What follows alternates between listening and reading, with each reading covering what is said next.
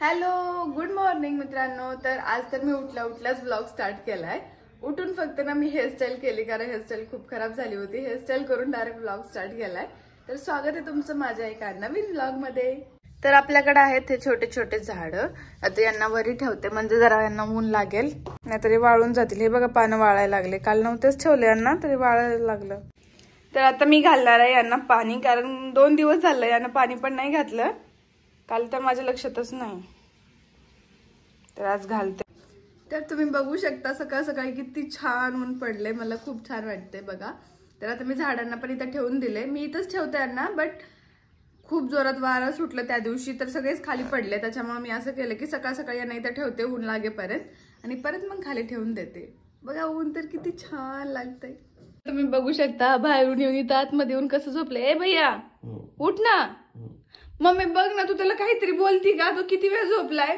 झोपू दे ना मग। मी अशी झोपली असते तर किती बोलली असते तुम्हाला काय? हा थोडा आराम करू दे, नंतर उठते ते। कसली कडू आहे बघा ही मम्मी।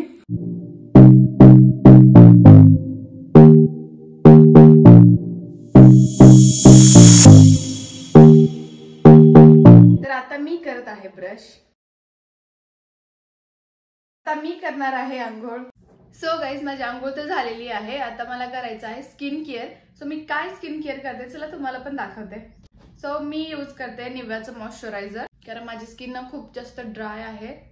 सो मी हे वाला मॉइश्चरायझर यूज करते, ड्राय स्किन साठी बेस्ट आहे। आणि त्यानंतर मी यूज करते कॉम्पॅक्ट। मी लावणार आहे काजळ, कारण मला काजळ खूप जास्त आवडतं। मी डेली रुटीन मध्ये सुद्धा माझं काजळ असतंच, तुम्ही नोटीस केलंच असेल प्रत्येक व्हिडिओमध्ये। म्हणजे मी काजळ लावतेच, दिवसभर काजळ असतंच माझ्या डोळ्यामध्ये, कारण काजळ मला खूप जास्त आवडतं। मी लावते आता थोडीशी लिपस्टिक, कारण मी घरीच असणार आहे, सो मी जास्त नाही लावणार।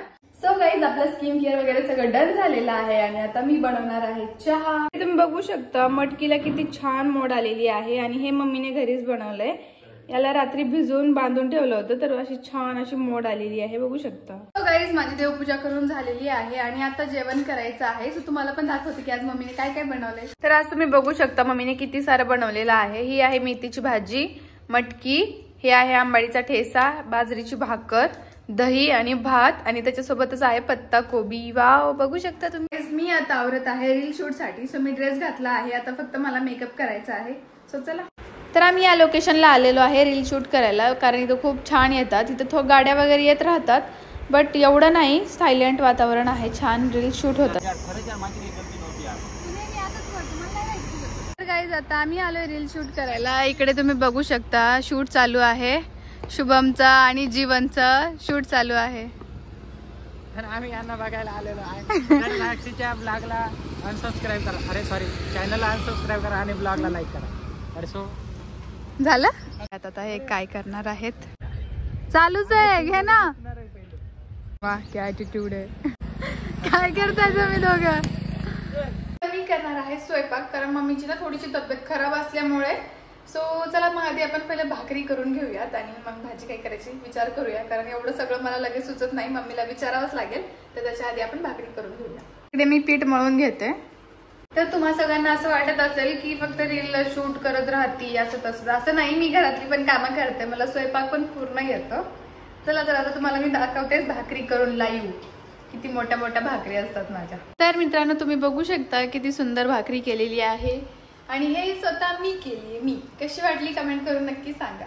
तर मित्रांनो आजचा जो ब्लॉग होता, माझा डेली रुटीनचा छोटासा ब्लॉग होता। ब्लॉग कसा वाटला कमेंट करून नक्की कळवा, आणि मी डेली रुटीनचा ब्लॉग करायचा प्रयत्न करतेय। सो गाईज असं सपोर्ट करा, चॅनलला सबस्क्राईब करून घ्या, आणि कमेंटमध्ये नक्कीच कळवा की तुम्हाला ब्लॉग आवडतायत का। तर चला भेटूया अशाच एका नवीन ब्लॉगमध्ये। Thank you so much for watching, bye bye.